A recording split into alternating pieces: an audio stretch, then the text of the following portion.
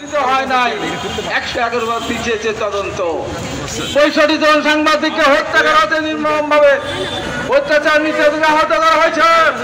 আমি সরকারকে বলবো, ওই সমস্ত সাংবাদিকরা সরকারের সুযোগ নিয়ে যারা বিভিন্ন মিডিয়ার যারা মালিক হয়েছেন, সম্পদ দখল করেছেন, তাদের সম্পদ বিক্রি করে এই 65 জন শহীদ পরিবারের ক্ষতিপূরণ দিতে হবে। আহত হয়েছে যারা, তাদেরকে চিকিৎসা করাতে হবে। এখানে আমার ভাই কাদের গণিত চৌধুরী সহ আলম ভাই অনেকে বলেছেন, যারা 2024 সালের 7ই জানুয়ারি এই সরকারের সাথে নির্বাচন করেছে, তারা কোনোভাবে মাথা চালা দিতে চাইলে তাদের প্রেস ক্লাব প্রাঙ্গণে ঘুম পাড়িয়ে দিবেন, আমরা ঘুমের ব্যবস্থা করে দেবো আপনাদের পাশে। এত সহজ, এত রক্তের বিনিময়ে, এত শহীদের রক্তের বিনিময়ে যে গণতন্ত্র ফিরে পাবো বলে আশা করছে, তাকে নস্যাৎ করার জন্য যারা ষড়যন্ত্র করবে, তাদের বিরুদ্ধে আমার পরিষ্কার যুদ্ধ ঘটনা করতে বলছি আপনাদের সাথে।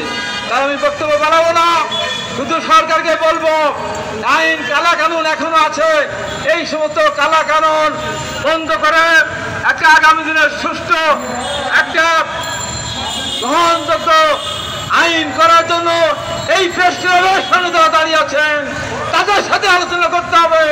এর বাইরে কারোর সাথে আলোচনা করে কোনো লাভ হবে না। পরিষ্কার করে বলে দিতে চাই, সর্বশেষ বলে দিতে চাই, এই সাংবাদিক বিরুদ্ধে মামলা হয়েছে, সমস্ত মামলা প্রত্যাহার করতে হবে। আমাদের বিরুদ্ধে মামলা সাজাতে হয়েছে, প্রত্যাহার করতে হবে। দেশি বেগম খালেদা এবং তারেক রহমানের মামলা সাথে সাথে প্রত্যাহার করতে হবে।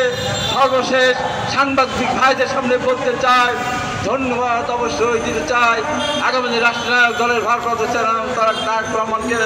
তারেক রহমান যদি শক্তিভাবে হাল না ধরতেন, নিয়ন্ত্রণ না করতেন, তাহলে আওয়ামী লীগের নেতারা বলতো, যেদিন আওয়ামী লীগ ক্ষমতা থেকে চলে যাবে সেদিন তাদের 5 লক্ষ মানুষকে হত্যা করবে বিএনপি।